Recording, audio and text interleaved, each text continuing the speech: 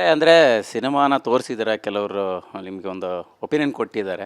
So ಏನು ಹೇಳಿದರು actually ಅನ್ನೋದು? ನಾನೇನು ಮಾಡಿದೆ ಅಂದರೆ, ಇವಾಗ ಡಿಫ್ರೆಂಟ್ ವಾಕ್ಸ್ ಆಫ್ ಲೈಫಿಂದ ಕರ್ಕೊಂಬಂದೆ. ಒಬ್ಬ ಆಟೋ ಡ್ರೈವರ್ ಕರ್ಕೊಂಬಂದೆ, ಒಬ್ಬ ಸಣ್ಣದ ಅಂಗಡಿ ಇಟ್ಕೊಂಡಿರೋನು ನಂಗೆ ಪರಿಚಯ ಇರೋರೆ, ಆಮೇಲೆ ಲಾಯರ್ಗಳೊಂದು ಜನ, ಆಮೇಲೆ ಆಂಟ್ರಪ್ರಿನರ್ಸು, ಆಮೇಲೆ ನನ್ನ ಮಗನ ಸ್ಕೂಲ್ ಟೀಚರು, ಪ್ರಿನ್ಸಿಪಲ್ಲು, ಅವ್ರ ಮಗಳು, ಆಮೇಲೆ ಸೀನಿಯರ್ ಜರ್ನಲಿಸ್ಟ್ಗಳು, ಆಮೇಲೆ ತುಂಬ ಇಂಟೆಲೆಕ್ಚುಯಲ್ ಸಿನಿಮಾ ಮಾಡುವಂಥ ಡೈರೆಕ್ಟರ್ಗಳು, ಆಮೇಲೆ ಪ್ರೊಡ್ಯೂಸರ್ಸು, ನನಗೆ ಪರಿಚಯ ಇರುವಂತಹ ಒಂದಷ್ಟು ಜನ ಕ್ರಿಟಿಕ್ಸು, ಇವ್ರನ್ನೆಲ್ಲ ನನ್ನ ಫ್ಯಾಮಿಲಿ ಎಲ್ಲರನ್ನೂ ಕೂರಿಸಿ ಸಿನಿಮಾ ತೋರಿಸ್ದೆ. ಅಂದರೆ ನ್ಯೂಟ್ರಲ್ ಆಗಿರಲಿ.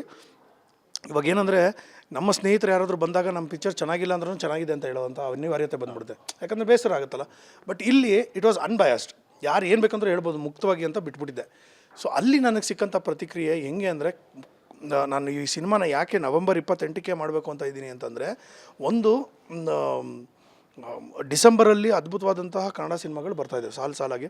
ಆಮೇಲೆ ಮೇಜರ್ ಸಿನಿಮಾಗಳು ಬರ್ತಾಯಿದೆ. ಇವಾಗ ಡೆವಿಲ್ ಆಗಿರ್ಬೋದು, 45 ಆಗಿರ್ಬೋದು, ಅಥವಾ ಮಾರ್ಕ್ ಆಗಿರ್ಬೋದು. ಸೊ ಆ ಹಬ್ಬರದಲ್ಲಿ ನಮ್ಮ GST ನುಗ್ಗೋದು ಆಗಲ್ಲ. ಆಮೇಲೆ ಜನವರಿಗೆ ಹೋಗ್ಬಿಟ್ರೆ ಮತ್ತೆ ಲೇಟ್ ಆಗುತ್ತೆ.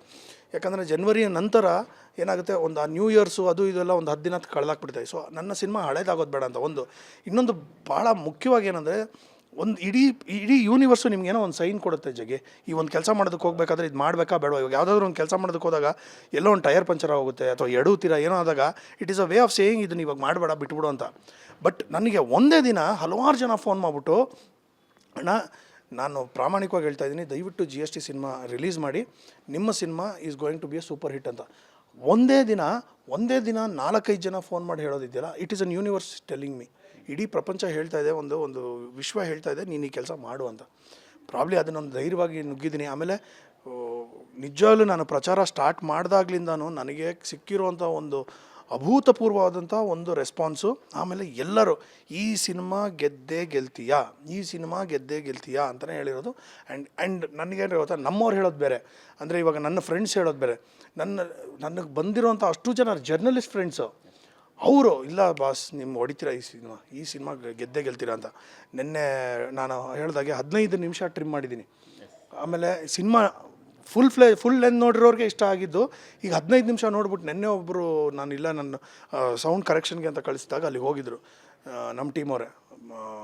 ತುಂಬ ಚೆನ್ನಾಗಿದೆ ಸಿನಿಮಾ, ಈಗ ಗೊತ್ತೇ ಆಗಲ್ಲ ನಿಮಗೆ, ತುಂಬ ಮ್ಯಾಟ್ರ್ ಆಗಿದೆ. ನೀವು ಆ 15 ಮಿನಿಟ್ಸ್ ಕಟ್ ಮಾಡಿರೋದು ಖಂಡಿತ ತುಂಬ ಪಾಸಿಟಿವ್ ಆಗಿದೆ ಅಂತ ಹೇಳೋದು. ಸೊ ನನಗೆ ಒಂಥರ ಹೆಂಗಂದರೆ, ಎಲ್ಲ ಕಡೆಯಿಂದನೂ ಪಾಸಿಟಿವ್ ಬರ್ತಾಯಿದೆ. ಜನರು ಪಾಸಿಟಿವ್ ಆಗಿ ಅದನ್ನು ರಿಸೀವ್ ಮಾಡಿಬಿಟ್ಟೆ, ಅಲ್ಲಿಗೆ GST ಗಟ್ಟಿಯಾಗಿರುತ್ತೆ.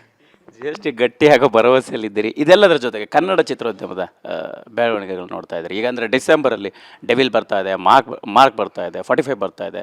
ನೀವಂದರೆ ಎಲ್ಲರಿಗೂ ಕೂಡ ಅಷ್ಟೇ ಆಪ್ತರು. ಸೊ ಹೇಗೆ ಅನ್ನಿಸ್ತಿದೆ ಅವರ ಜೊತೆಗಿನ ಒಡನಾಟ, ಜರ್ನಿಗಳು ಈಗ ನೆನೆಸ್ಕೊಂಡಾಗ? ನೀವು ಒಬ್ಬ ಡೈರೆಕ್ಟ್ರಾಗಿ ಒಂದು ಸಿನಿಮಾ ಮಾಡಿ ಬರ್ತೀರ. ನಾನು ನನ್ನ ಎಲ್ಲ ಇಂಟರ್ವ್ಯೂಗಳಲ್ಲಿ ನಾನು ಹೇಳ್ತಾ ಇರೋದು ಒಂದೇ 28ನೇ ತಾರೀಕು ನನ್ನ ಸಿನಿಮಾ ಜೊತೆಗೆ ಹಲವಾರು ಸಿನಿಮಾ ಬರ್ತಾಯಿದೆ, ಕನ್ನಡ ಸಿನಿಮಾ ಬರ್ತಾಯಿದೆ, ಬೇರೆ ಭಾಷೆಗಳ ಸಿನಿಮಾನೂ ಬರ್ತಾಯಿದೆ. ನಾನು ಎಲ್ಲರಲ್ಲೂ ಬೇಳ್ಕೊಳ್ಳೋದು ಒಂದೇ ದಯವಿಟ್ಟು ಎಲ್ಲರೂ ಕನ್ನಡ ಸಿನಿಮಾ ನೋಡಿ.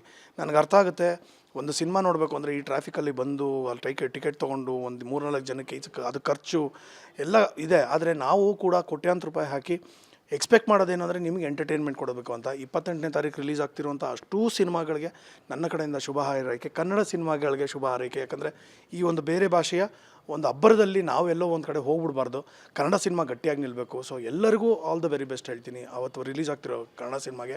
ಮುಂದಿನ ತಿಂಗಳು ಬರ್ತಾ ಇರೋಂತಹ ಡೆವಿಲ್ಲು ಆ್ಯಂಡ್ ಮಾರ್ಕ್ ಆಗಿರ್ಬೋದು, ಆಮೇಲೆ 45 ಆಗಿರ್ಬೋದು, ತುಂಬ ಎಕ್ಸ್ಪೆಕ್ಟೇಷನ್ಸ್ ಇರೋದು.